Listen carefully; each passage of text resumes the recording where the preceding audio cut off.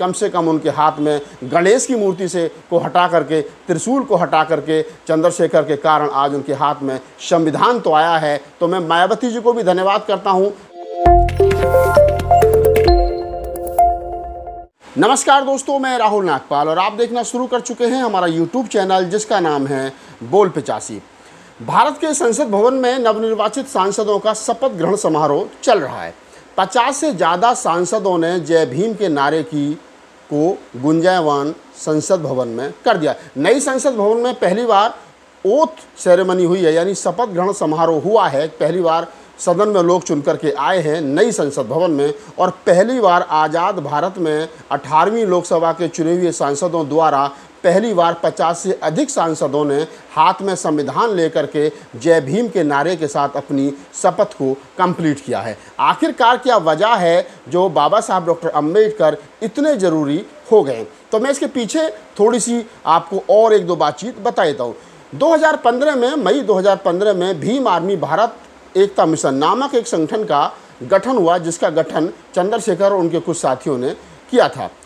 Bhim army के जो chief हैं चंद्रशेखर रावण, जब वो सुर्खियों में आए तो उन्होंने दो चीज़ युवाओं के बीच में ज़्यादा प्रचलित की: गले में नीला गमछा, हाथ में संविधान और मूंछों पर ताप। इससे ये साफ और स्पष्ट था कि दलित समाज जो है वो किसी भी सूरत में डरने वाला नहीं है। मूंछों पर ताप और रौबदार मूंछें, रौबदार चेहरा, आंखों पर चश्मा और हाथ में संविधान। कई फोटो में चंद्रशेखर को आपने देखा होगा कि एक हाथ में लाठी और एक हाथ में संविधान लेकर के वो भीड़ के साथ आपने उनको देखा होगा। आखिर क्या कारण था कि चंद्रशेखर रावण ने एक हाथ में संविधान और एक हाथ में लाठी या दूसरे हाथ से मूंछों पर ताप दिया? तो इसको अगर हम थोड़ा सा देखें तो आपको पता चलेगा कि चंद्रशेखर रावण ने लोगों को ये बताने की कोशिश की भीम आर्मी के बैनर तले कि हम लोग दबेंगे नहीं, संविधान की रक्षा भी करेंगे और संविधान के दायरे में रह करके हम अपने अधिकारों के लिए लड़ेंगे भी, और कोई अगर हमको छेड़ेगा तो हम संवैधानिक तरीके से उससे निपट लेंगे। आखिरकार 2024 का चुनाव हुआ और 24 का चुनाव आते आते आपने देखा कि विपक्ष, जिसको इंडिया गठबंधन के नाम से जाना गया, इंडिया गठबंधन ने पूरे देश में घूम घूम कर, चाहे राहुल गांधी हों, चाहे अखिलेश यादव हों, चाहे उनके अन्य घटक दल हों, तमाम लोगों ने घूम घूम करके ये कहा कि संविधान खतरे में है। तो राहुल गांधी के भी हाथ में संविधान था, अखिलेश यादव के भी हाथ में संविधान था, कांग्रेस के तमाम दिग्गज नेता, चाहे मल्लिकार्जुन खड़गे साहब हों, सोनिया गांधी हों, प्रियंका गांधी हों, राहुल गांधी हों, अन्य बड़े नेता हों, अगर समाजवादी पार्टी के नेताओं की बात की जाए तो वो सारे, अखिलेश यादव और उनका पूरा परिवार और उनके चुने हुए सांसद, सारे के सारे लोगों के हाथ में आज संविधान है। और जब चुनाव प्रचार चल रहा था तो संविधान को बचाने की बात की जा रही थी। तो लोगों में एक मैसेज देने की कोशिश की गई कि अगर मोदी सरकार चुनकर के तीसरी बार आ गई तो ये संविधान को बदल देंगे। और ऐसा कहा भी इसलिए गया क्योंकि मोदी सरकार के जो सहयोगी थे, उनके जो सांसद थे,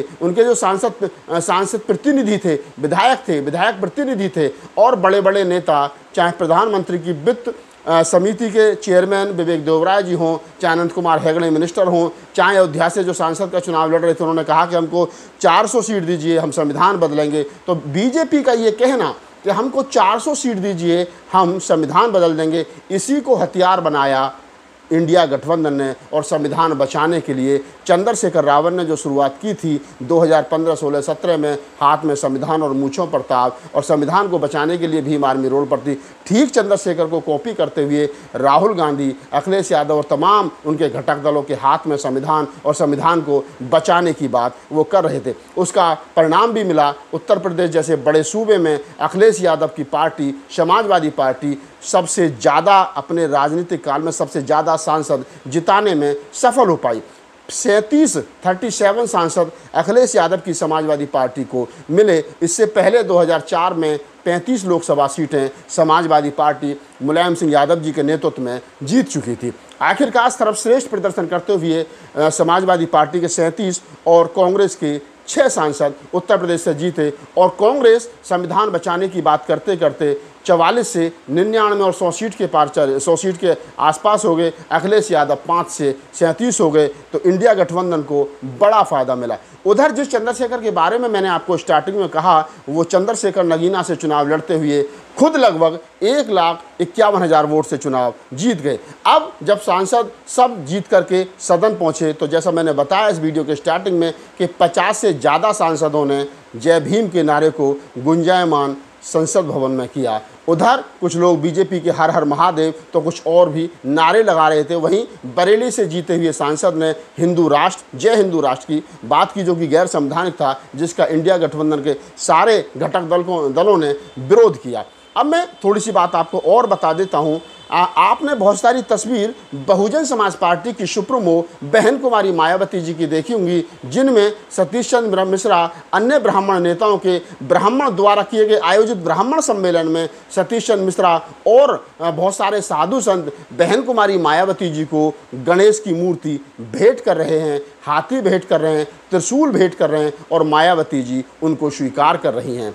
तो आप समझिए कि जो मायावती जी वोट के लिए, सरकार बनाने के लिए ब्राह्मण सम्मेलनों में गणेश की मूर्ति का आदान प्रदान करती हूँ, स्वीकार करती हूँ, आज उन्होंने भी प्रेस कॉन्फ्रेंस में भारत का संविधान हाथ में उठा लिया है। आप समझिए कि चंद्रशेखर और भीम आर्मी ने जो बात 2016 और 17 में कही थी कि संविधान को बचाना है, मनुस्मृति को लागू नहीं होने देना है, हिंदू राष्ट्र नहीं बनने देना है, आज जो लोग सरकार बनाने के लिए, चाहे तो अखिलेश यादव हों, चाहे मैं मायावती जी हों, जो उत्तर प्रदेश में 2022 के चुनाव से पहले कह रहे थे कि अगर हमारी सरकार बनी तो हम परशुराम की सबसे बड़ी मूर्ति लगाएंगे और गणेश की मूर्तियों का आदान प्रदान कर रहे थे, आज मायावती हो या अखिलेश यादव हो, चंद्रशेखर और भीम आर्मी जैसे संगठनों ने और चंद्रशेखर जैसे लोगों ने आज कम से कम उनके हाथ में गणेश की मूर्ति को हटा करके, त्रिशूल को हटा करके, चंद्रशेखर के कारण आज उनके हाथ में संविधान तो आया है। तो मैं मायावती जी को भी धन्यवाद करता हूं कि उन्होंने कम से कम आज संविधान पर बात कही और संविधान को हाथ में लेकर के प्रेस कॉन्फ्रेंस की है।